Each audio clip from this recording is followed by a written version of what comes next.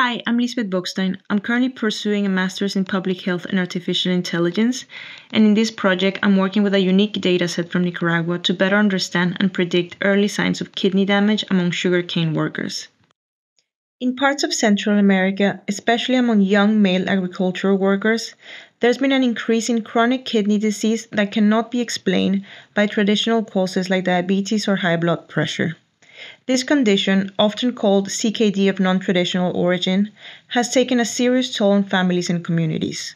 Many of the affected workers are sugarcane cutters who work in extreme heat, often with limited access to water, rest, or medical care.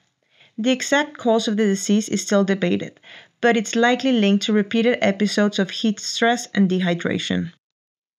La Isla Network is a non-profit organization that works to eliminate labor-related kidney disease through research, intervention, and policy change. Their long-standing field presence and commitment to worker health is what makes this dataset possible. Through years of collaborations between La Isla, local communities, and sugar companies, a rich dataset has been collected.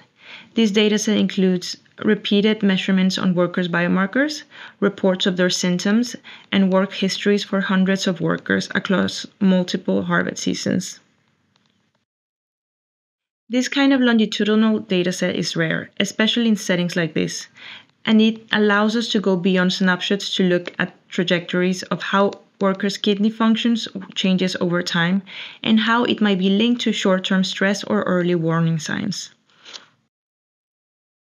In my project, I'm trying to identify early predictors of kidney decline based on pre- and post-harvest biomarkers, symptoms, and exposure indicators. The idea is to use clustering to identify different patterns of kidney function over time.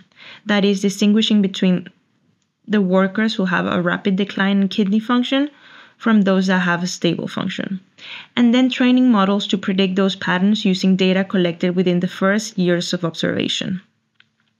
If we can predict who's at higher risk of decline, then we can help design interventions that are targeted and timely, whether it's changes in work practices, hydration strategies, or early monitoring. More broadly, this is a test case for how AI tools can be applied to public health problems in settings that are often overlooked, where the stakes are high but where data and resources are limited.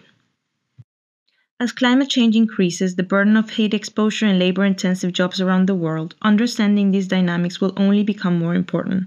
This project is a small step toward building that understanding and using data not just for insight but also for action.